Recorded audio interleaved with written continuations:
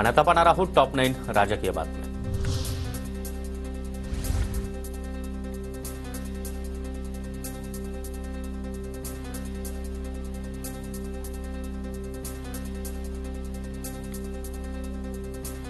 एकोणीस फेब्रुवारीला जय शिवाजी जय भारत पदयात्रेचं आयोजन करा। केंद्राच्या राज्य सरकारला सूचना। शिवजयंतीच्या दिवशी पंतप्रधान मोदीही संबोधित करणार।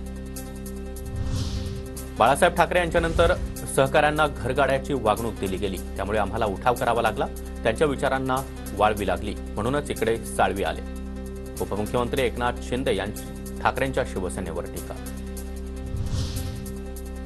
कोकणामधील ठाकरेंचे आमदार भास्कर जाधव यांना शिवसेनेकडून ऑफर। भास्कर जाधव आले तर त्यांच्या मार्गदर्शनाखाली काम करू। मंत्री उदय सामंत यांच्याकडून भास्कर जाधव यांना शिवसेनेत येण्याची ऑफर।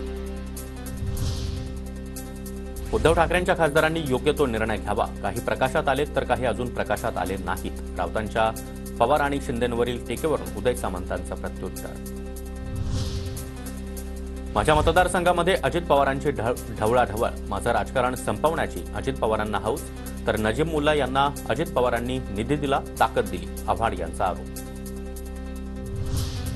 उपमुख्यमंत्री एकनाथ शिंदेंची आज नाशिकमध्ये जाहीर सभा। विधानसभेमधील यशानंतर नागरिकांचे आभार मानण्यासाठी नाशिक दौरा। एकनाथ शिंदेंच्या सभेदरम्यान नेत्यांचा प्रवेश होण्याची शक्यता। हर्षवर्धन सपकाळ काँग्रेसचे नवे प्रदेशाध्यक्ष। हर्षवर्धन सपकाळ बुलढाण्याचे माजी आमदार, राहुल गांधी यांचे निकटवर्ती अशी देखील ओळख। महाविकास आघाडी काळातला ठाकरेंचा पायंडा सुरू ठेवणार नाही, आम्ही विरोधकांना सुद्धा निधी देऊ। नितेश राणेंवरील प्रश्नावर चंद्रशेखर बावनकुळेंची प्रतिक्रिया। नांदेडमध्ये आज भाजपचा विभागीय मेळावा। चंद्रशेखर बावनकुळे, रवींद्र चव्हाण यांच्या उपस्थितीमध्ये मेळावा।